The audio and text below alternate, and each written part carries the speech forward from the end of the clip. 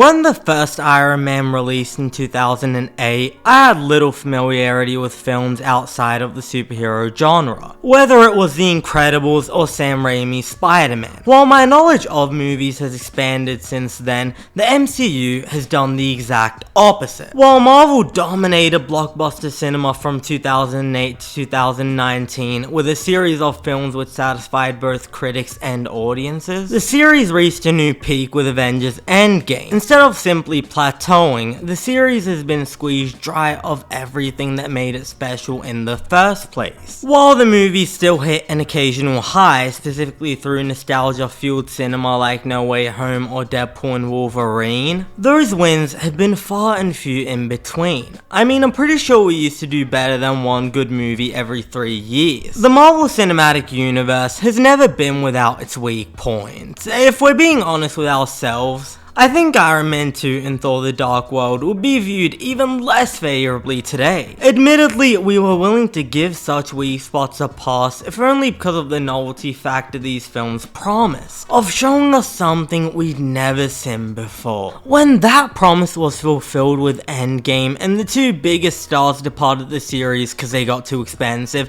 it was time now to reinvent the wheel. There's nowhere bigger to go than the global phenomenon that is Thanos, and with the novelty now worn thin, it was time for producer Kevin Feige to divert from his hired hand approach to choosing directors and instead seek interesting filmmakers who could breathe new life into the characters. Similar to what James Gunn is doing by bringing Mangold and Guadagnino into the DCU. Instead, Feige decided to do the laziest, most incomprehensible thing possible, to attempt to recapture the initial glory of Marvel with an even less interesting cast of characters. And nowhere is this more evident than in Captain America: Brave New World, which attempts to recapture the political thriller vibe of Captain America: The Winter Soldier, but instead ends up tasting like the Winter Soldier's reheated nachos, a less compelling, effective, and well done version. If there was one thing that concerned me about this movie, other than the fact it was reshot roughly 12 times, it's Mackie's inability to live up to the Captain America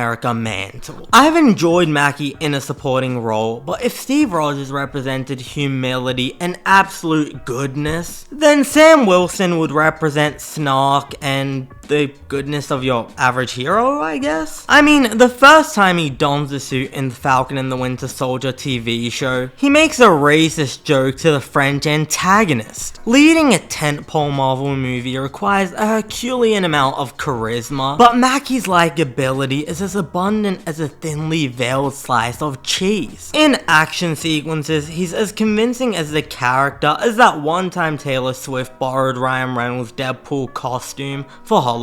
Which is to say, it's little more than a dude playing dress up and saying the right lines he needs to say. On the topic of dialogue, one of the biggest complaints of the second Doctor Strange, which looks like a masterpiece in comparison to this, was how alienating the movie was to people who didn't watch WandaVision. With Brave New World, the studio took this criticism to heart and tried to address it. But the address comes in the form of exposition which sounds like it was commissioned by ChatGPT.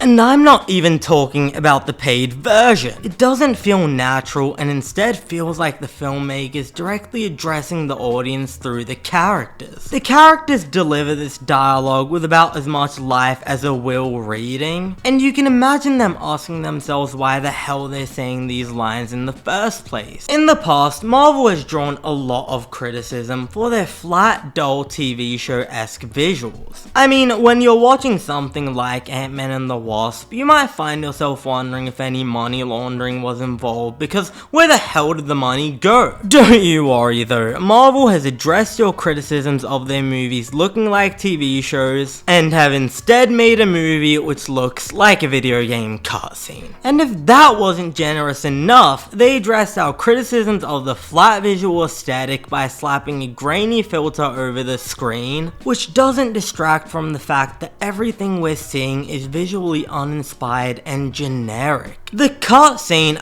the battle between Red Hulk and Captain America, has been the center point of the trailers, but the battle itself lasts just about as long as the trailer itself. And when it ends in an abrupt and cheesy bow, you'll find yourself wondering if you accidentally skipped until the end of the the battle. The movie attempts to function as a sequel to The Incredible Hulk by bringing two returning characters, except one of them is now played by Harrison Ford, and the other one, the leader, spends the entire time confined to a room separate from the rest of the characters. And that's supposed to be the main antagonist of the film. I've seen movies with strong hero-villain dynamics such as The Silence of the Lambs, weak ones such as Guardians of the Galaxy, but in this movie, the dynamic doesn't even exist. The choice of villain might have as well been pulled out of a magic hat. Now, let's talk about Harrison Ford. I enjoy his curmudgeon public persona just as much as the next guy. But there's a line in which it stops becoming fun, and that line is the moment where I can tell how little he cares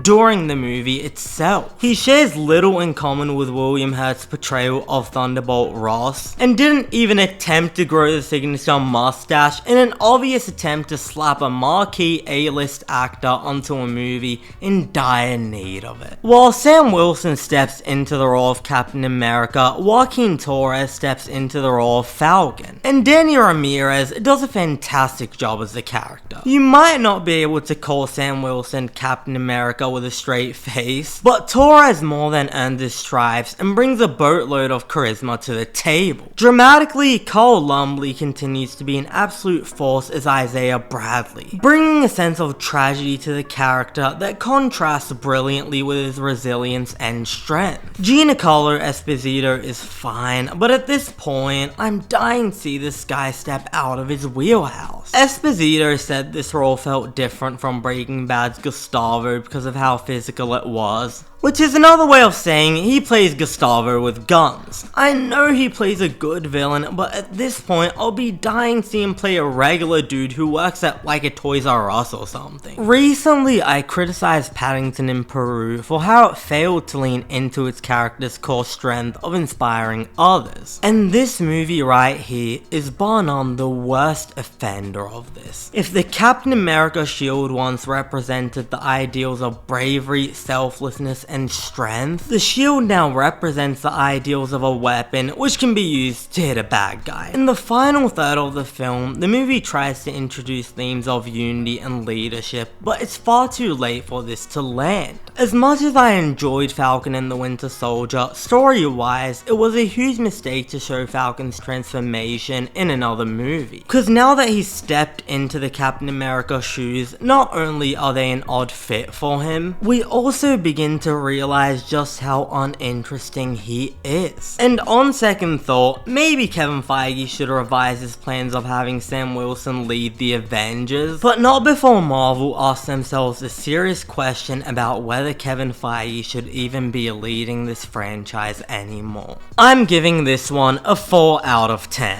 Thanks for watching. If you enjoyed this review, be sure to hit the like button and subscribe to the channel for weekly TV and movie reviews. And if you've had the chance of watching Captain America Brave New World, jump in the comments and let us know what you thought about the film. Do you think it's time for new leadership at Marvel, or is this simply another bump on the road? I'm Cinemike, and I'll see you next time.